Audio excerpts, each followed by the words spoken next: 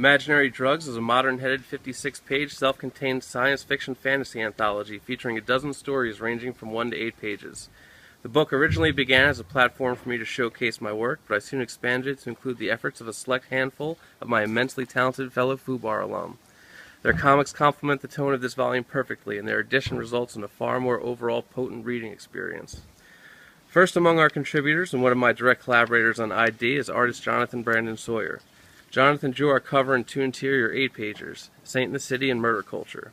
Saint in the City follows an urban shaman on a multiversal Earth amidst a security gig gone bad, while Murder Culture features a reanimated celebrity hunter for the Illuminati hot on the trail of her next target. Both stories are mythical contemporary takes on the underground and the fantastic that Mr. Sawyer's style has proven to be a perfect match for. He's colored on these shorts by our art savior and colorist extraordinaire, K. Michael Russell.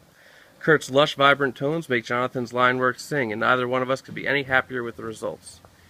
Next up is Christine Larson Gormley, a one-woman writing, drawing, coloring, and lettering comic book machine. She's colored our cover and contributed 6 different flat-out brilliant mini-comics to the anthology.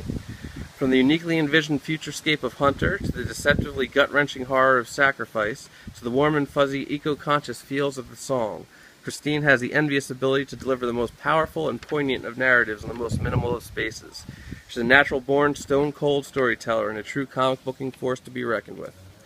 Rounding out our writing roster is our resident humorous humanist, Jeff McClellan.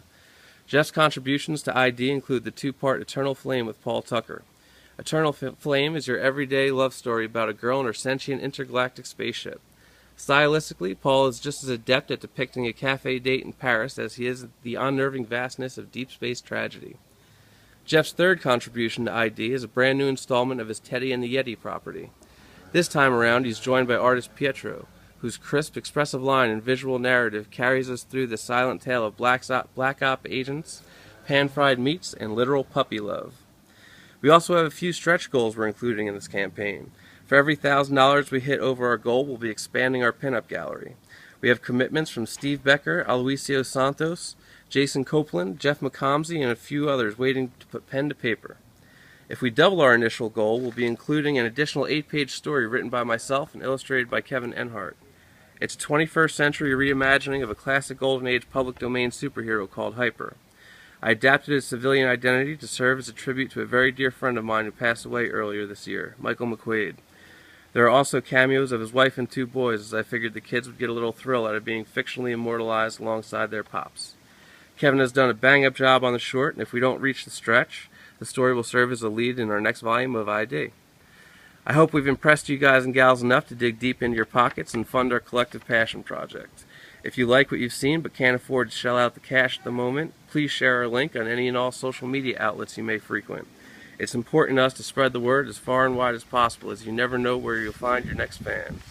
I'd like to personally thank you all in advance for your support, and I'll see you in the funny pages.